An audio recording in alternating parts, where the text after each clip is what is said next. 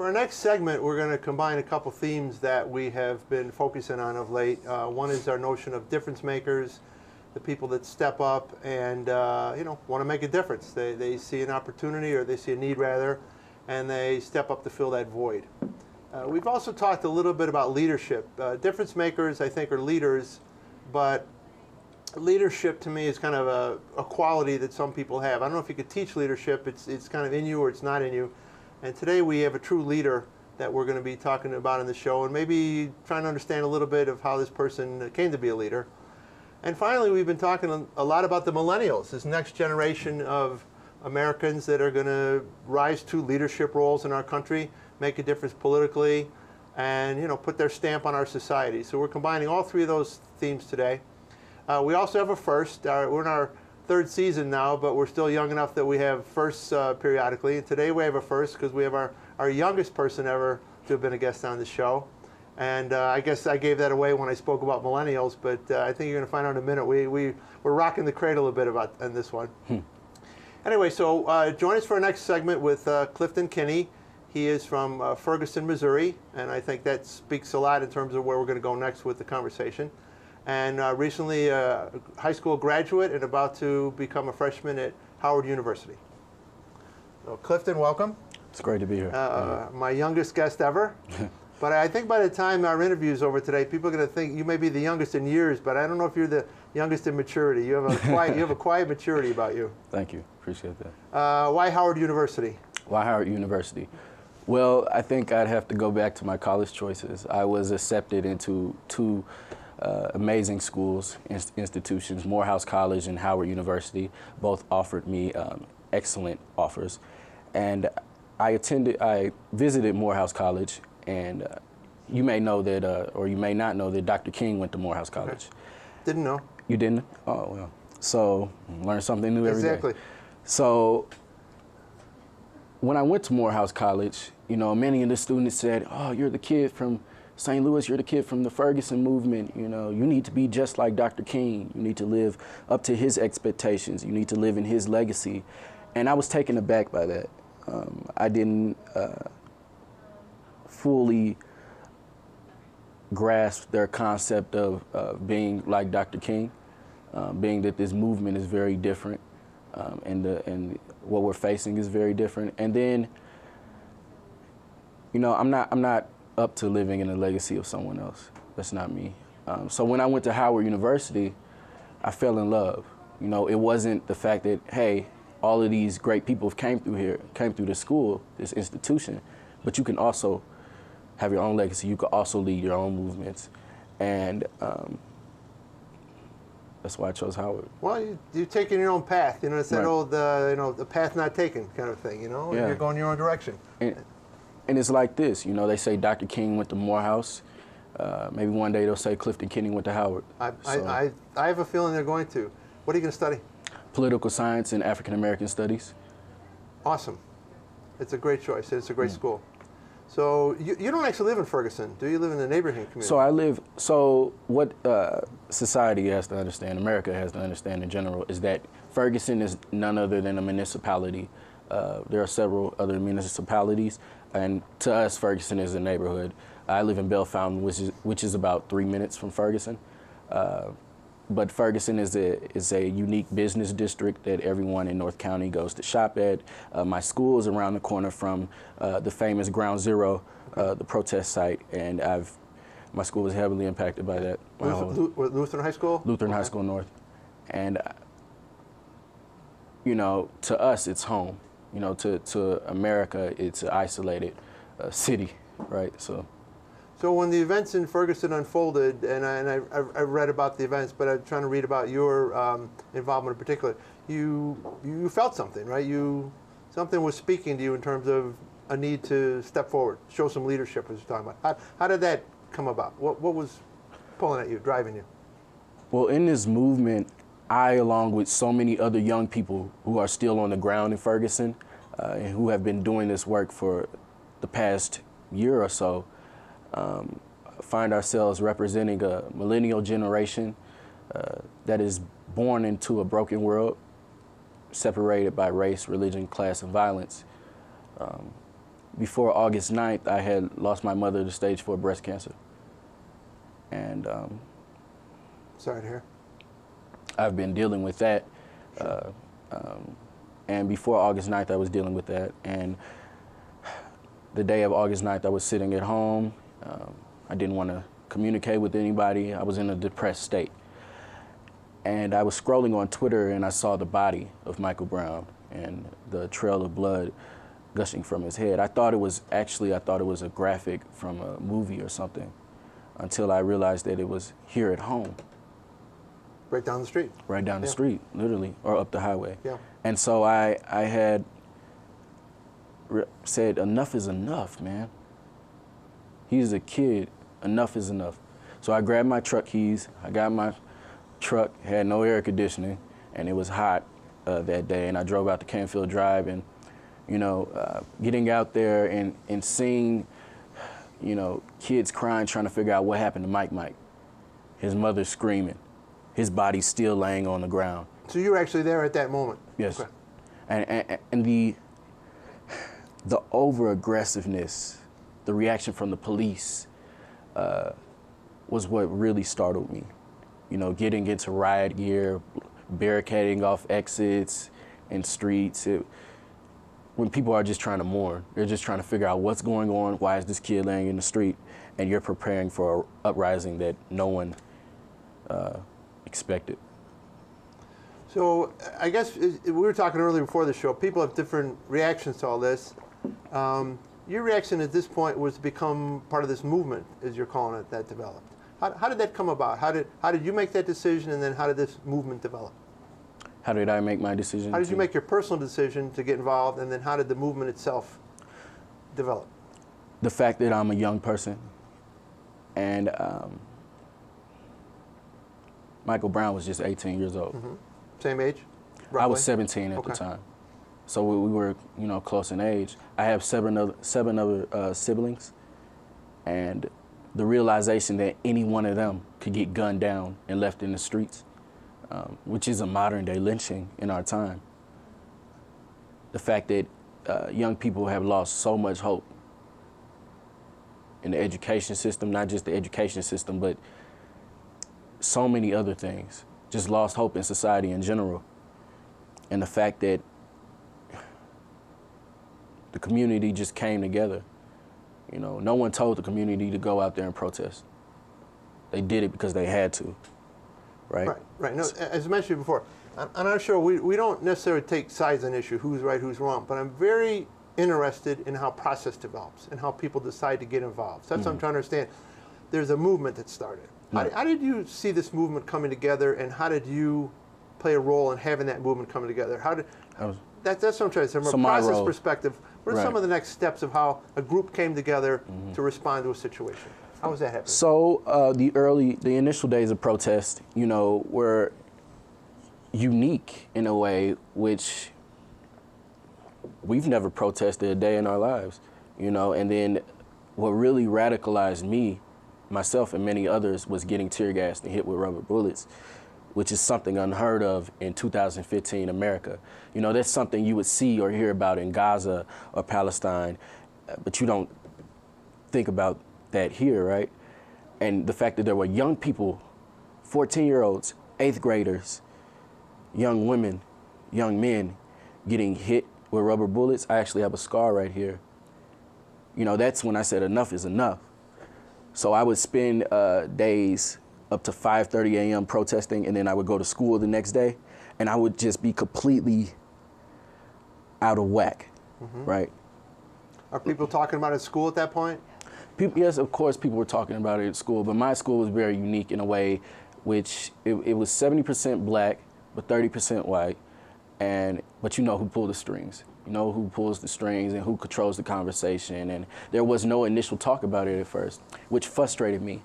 And then I began to notice that many other students wanted to get involved in the process. They wanted to get involved in the movement. They just didn't know how. So, I initially just wanted to meet with 20 students. So I sent out a call. I used social media and said, hey, meeting at my house. And, 20 students came. I said, cool, shut my doors. Then 10 more students came. then 20 more, then 50 more, then 100, then 300. Then you had 350 up to 500 Folks had to kids. buy a lot of pizza for that group. You had over 500 kids in my backyard. Wow. 500 students, you know, young people wanting to do something. And that's what I'm getting at. You use social media as an organizational tool, and the initial invitation is 20 students. Next thing you know, there's 500 students in your backyard. So I love this. So are you at this point the leader of this? Has someone else stepped up to kind of take the role? Is there a group? Is there a central core that becomes the leaders of this? Of the young student movement? Yeah, this 500 students and more group you have now. Well, first of all, this movement is not your typical civil rights movement in which there is a singular leader. Okay. You know, there's Dr. King, and you know, that's not this movement. You know, it's a leader-full movement. Okay. So, you know, I'm just one of many other young people who have stood up, you know, and to fight injustice. So, of course, there's always going to be someone around to organize there, and we've organized to a point where we have it's a student coalition. Okay. Of course, a young student coalition made up of high school students and middle school students, and there are several groups at each schools, and they have their student leads, and then we all meet like a Congress sort of, and, you know, discuss ways and actions on how to move forward. And that's what we've been doing, and that's how it's going to continue. I think that's awesome. Now, somewhere I read, and it wasn't clear to me how this played out, there was a mentor through Teach for America that somehow, Mr. maybe Vargas, some coaching or whatever. Mr. Vargas? Mr. Vargas. So what role is he playing in helping this movement? Well, Mr. Vargas, he is currently in San Antonio, Texas, but he was my 9th grade pre-AP U.S. history teacher when I attended Hazelwood East High School. And he taught me about social movements and the importance black people have played in the reform efforts since the beginning of America, really. And I would call him due to his expertise and ask, how do I get all of these kids together? How do I get, you know, the point from, okay, we're angry and frustrated to actions to change? And, you know, he would always pick up the phone and give me advice, you know, and guide me, really, and I respect him for that. So you got 500 kids in the backyard and things are happening in other schools. What are you doing next then? How is this movement expressing itself at that point? Are you marching? Are you writing articles? Are you trying to get on television shows? Are you doing a little bit of everything? How are you expressing yourselves? How were we expressing ourselves? Well, at that point, we were doing protests inside and outside of schools, protests in Ground Zero, community service, mentorship to younger students, youth voter registration. So we would carpool to the library, to the nearest library, and get 18-year-olds registered to vote. But voting is not the sole answer to this problem of police violence. It's no one-fit-all solution to it. You know, we would do civics trainings and civics lessons in the back of my yard, teaching each other about history and the importance of African Americans, and not only African Americans, but the political process and how that entails into reform. Now, taking the social media step one thing further, you mentioned.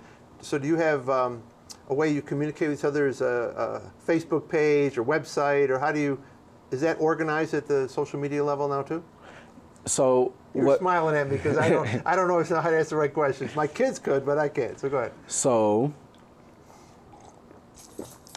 what we've done, we wanted to use. I want to backtrack a little bit. One thing about millennials is that we have so much information at our fingertips. The internet, we have the iPhone, and all these apps where you could communicate with up to thousands of people. Of course, we took to Twitter, but we used the GroupMe app, which you could communicate to up to thousands of students. I'm not going to give away the name of the GroupMe chat. But yeah, we would communicate effectively through different means, mostly meeting up, mostly communicating by phone, you know. So at the time, let's go back in last August, and you have this group formed. What was your message? Did you have one singular message at the time? Did you have a couple messages you were revolving around? What was the organizational theme of the group at that point? I think it's been the message since the beginning of this movement, really, which is stop killing us. Stop killing us. Okay. Stop the police violence. Stop police violence. Stop the state violence. Okay. And that's the overall message. And that's what we, are focusing on. That's what we continue to focus on until our goals are met. Now, obviously, we had a scenario recently in Baltimore that played out, was, I think, kind of like Ferguson times 10 almost, you know. Right. Did you communicate with students in Baltimore?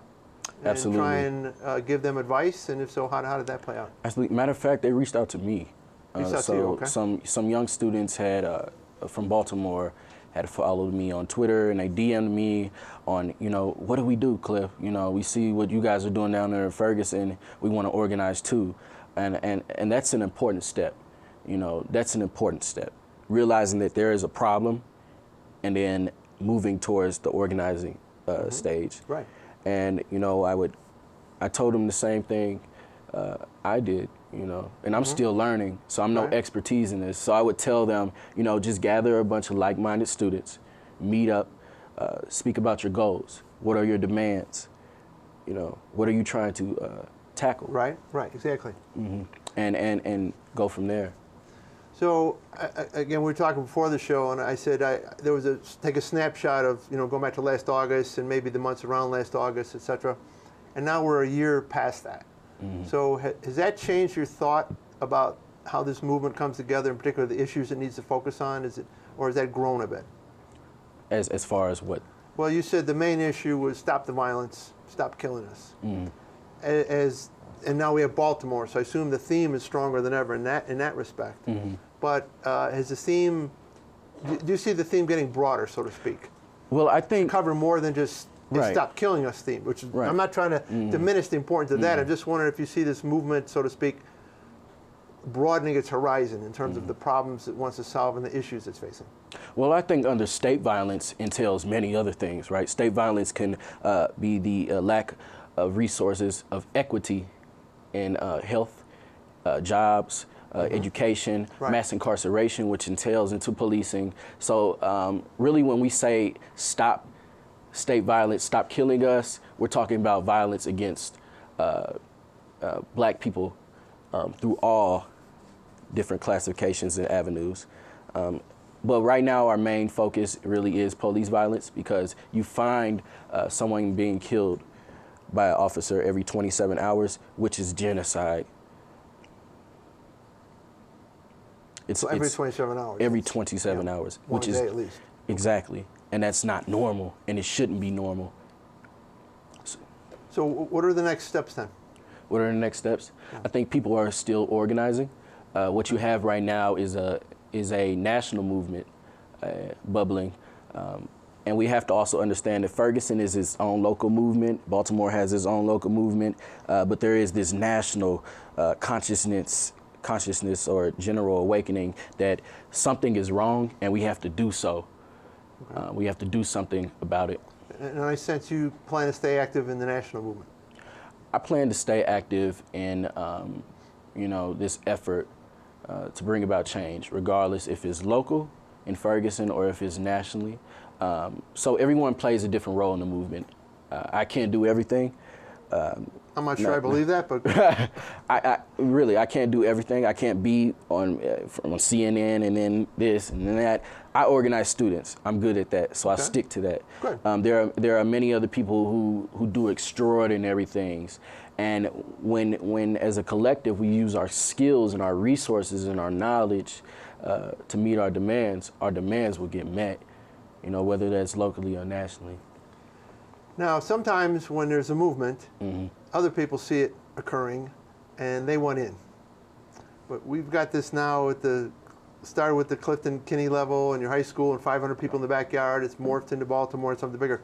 Can you keep it millennial focused, or do you see other people trying to grab what you're doing and possibly by doing that taking it in a direction that you wouldn't take it as millennials? Well, is there that danger out there? Well, this movement since the beginning has always been youth-led, and if we're going to, if it's going to be a youth-led movement, adults as well as young people, have to center their work around young people, Okay. and focus on young people. And I think more seasoned activists have realized that over the past 10 months. And, you know, they've not stepped back completely, but said, okay, I have these resources, I have these networking skills and resources, and I could provide them to you. But, you know, this is your youth-led movement, run with it. Good. I'm glad you're getting that kind of respect. Mm-hmm. So you... Well, okay. Well, young people, whether they're young black men and young black women in general, who have been really leading this movement, young black women, have been on the front lines since the beginning. Young people in general tend to still have their voices marginalized. I met with Angela Davis yesterday, actually. I met her at the airport, and we talked about the impact of young leaders and the importance of youth voices being heard and not being marginalized. Mm-hmm. And she said her advice to me was, you know, it's not going to be easy, but you have to stay resilient. You have to stay focused. And that when I meet with other young organizers, whether in Baltimore, or Ferguson, or Staten Island, mm-hmm. You know, I tell them it's not going to be easy because of our age. We're looked at as, oh, we don't know what we're doing. We don't know what we're talking about. And, you know. But do you get that feeling? All the time. I mean, I'm sitting here talking to you. I can't imagine someone could be in a room with you and have that reaction. It has happened. It has happened, and it continues to happen. But that has not deterred me in a way. It's only inspired me to keep going. You know, it's like energy, if you know what I mean. It's the negative energy has not motivated me to quit. No. Well, I think at some point you have to set some goals, and in that context, you have to figure out what problems you want to solve and what you can realistically solve. Mm.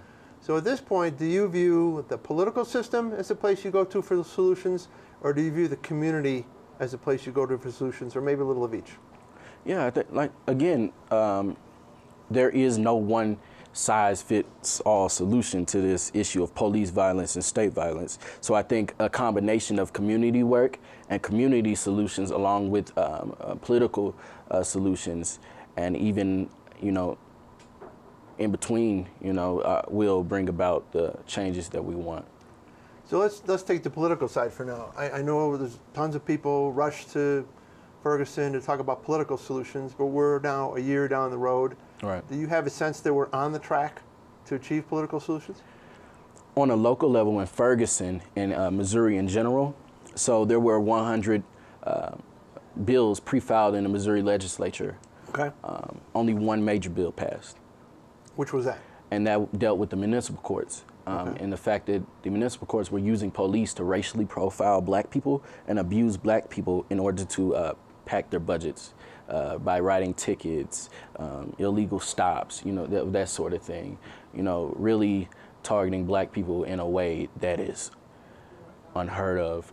Although that bill is very important, there were several other bills in the Missouri legislature that dealt with body cameras and the changing the use of deadly force and racial profiling. None of those bills were passed.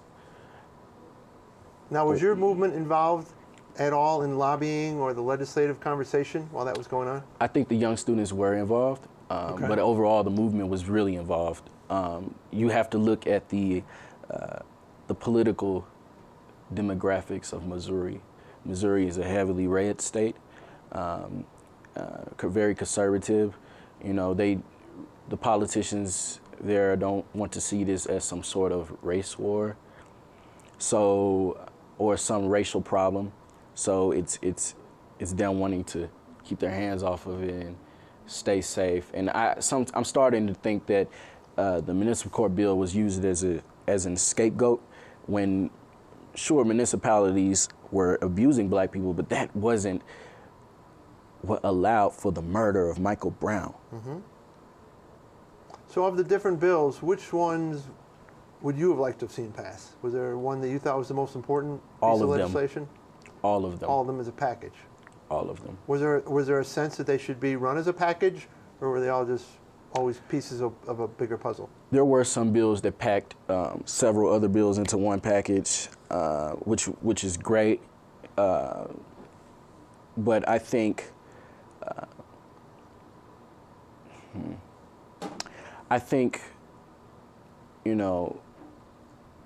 we should take a look again at pre-filing several of the bills and pushing for the ones that can get through.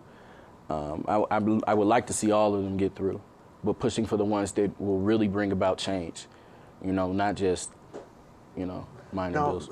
You and I just met today, so you wouldn't know this. I am actually a lobbyist in my day job.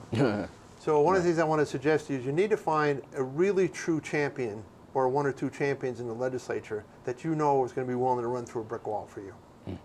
Don't spread your message too thin in that regard. Don't have 15 legislators all making promises to you.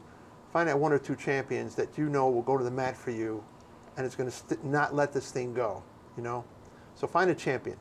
And then once you find a champion, then that champion can help you channel your energy in terms of the legislature and help you do your messaging, get your emails out, and don't let them think you've gone away, because that's what happens sometimes. Right. You have a tragic situation, you have a lot of noise around it, you have a lot of promises made, and then you end up with one bill that doesn't get you where you want. You have to then be vigilant. But then again, that's what's unique about Ferguson.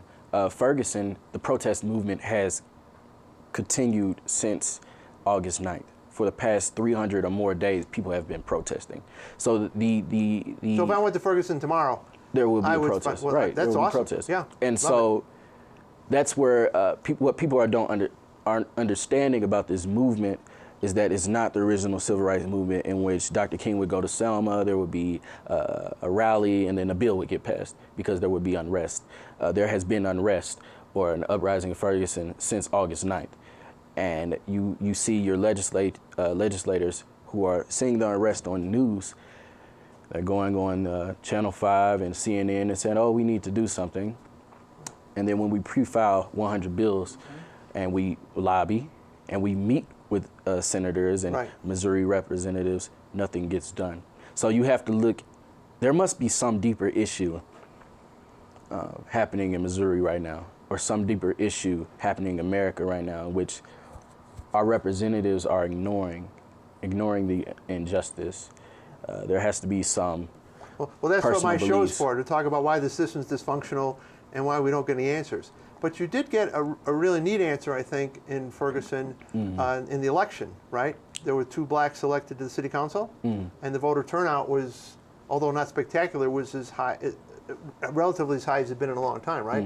So you've made your voice heard through voting, which I'm still, I may be naive, I'm a big believer in that when you show up at the ballot box and you show people that you will show up at the ballot box, that's part of how you'll start making that difference. So you've done that a bit. Voting is definitely part of the process. Passing bills is definitely part of the process. Yes. But we have to understand that this issue of police violence, this issue of inequity and state violence is not new, and racism has been deeply rooted in many of the institutions in America and Ferguson and St. Louis for hundreds of years. So the question is, how do we tear at that root? And I wasn't trying to say that you legislate your way out of this, because I don't think you do. That's why I asked you about the community side. I think the solutions have to start at each community. They have to start with a dialogue in each community, and then they have to be continuing. And they have to have leaders like you who won't let go, and who have a message that you're willing to live with. And that's what I think you're doing. Myself and many others, I think that the conversation is always being held in the black community, that we are oppressed, that we are, facing amounts of state violence. I'm wondering if the same conversation is being held miles away from Ferguson and Clayton and in Ladue, white communities. And it's not being held. Those are where the conversations also need to be held.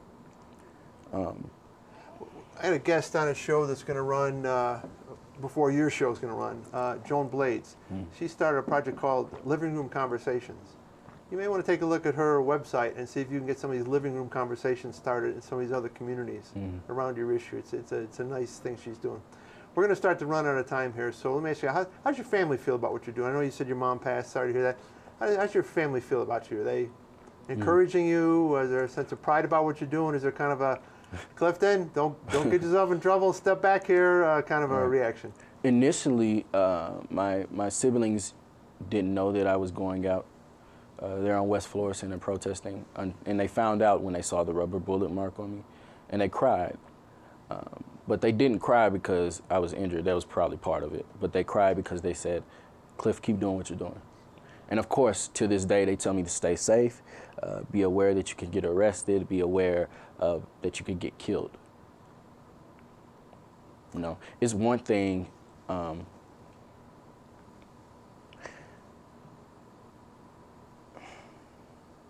I and so many other young people have lost friends, families, jobs, because we have all stood up against the system that has prevailed for decades. That's difficult. Anything can happen. Well, Clifton, you're a terrific guest, and all I can tell you is I'm with your family. I think you need to keep doing what you're doing. I'd like to maybe pick a time like about a year from now. I think every year I should have a segment with you so we can watch this thing grow. I don't think you're going to let it go. I don't think the people that are with you, these millennials, are going to let it go. Coincidentally, the same guest I just mentioned, Joan Blade, she started a movement called Move On. And it started with the President Clinton was being impeached, and her group said, you know, it's enough already. Let's kind of punish the guy and move on. The theme was Move On. And now that's become a major organization that focuses on political issues, raises money, gets involved, and does some problem solving. I can see that coming out of yours. So anyway, I wish you well. Oh, one question I'm thinking about. Do you have a name for what you're doing? Do you call it something? Well, it's not my sole movement, really. It's Right. it's a collective of what Black people have been uprising since August 9th through protest and through many other avenues of change. And, you know, we call it the Black Lives Matter Black movement. Lives Matter. Got it. And Black lives do matter. I was going to say, you need something strong like that. I think Black Lives Matter says it all. So thanks for being here today. I wish you well. And again, let's do it in a year from now. Thank you for having me. All the best. All the best.